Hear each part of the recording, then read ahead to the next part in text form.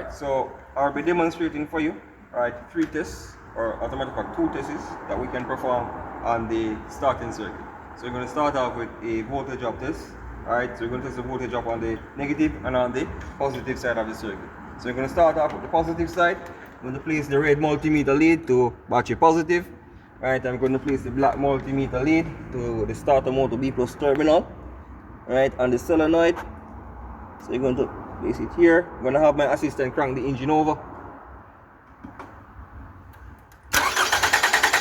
Alright, so we are seeing a voltage drop of 242 millivolts, which is in the acceptable range. It is not above 500 millivolts. Alright, so we're going to conduct this same test now on the negative side of the circuit. So I'm going to place the red lead to battery negative, right? The black lead to the casing of the starter motor, right? Because the starter motor is going into the engine. Right, crank the engine over.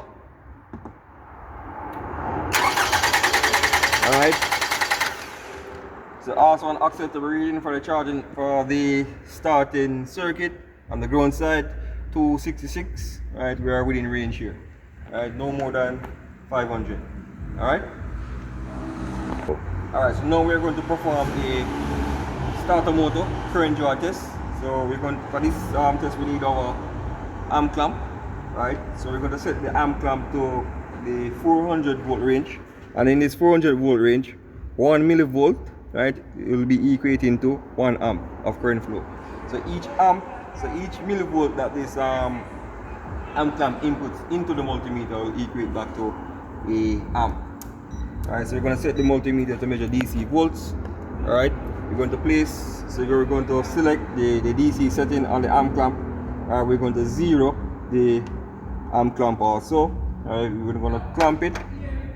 Set the jaws around the negative battery cable, so it could be the negative or the positive battery cable. Ensure that the jaws are closed properly. So you're going to crank the engine over. Alright, so we are seeing a reading here for around 172 millivolts, and remember that 1 millivolt equates to an amp. So this is 172 amperes of current that was flowing from the battery while the starter motor was turning over. Alright, so that's how we do the starter motor current draw. Alright, so this 172 is a acceptable range for this 4-cylinder engine.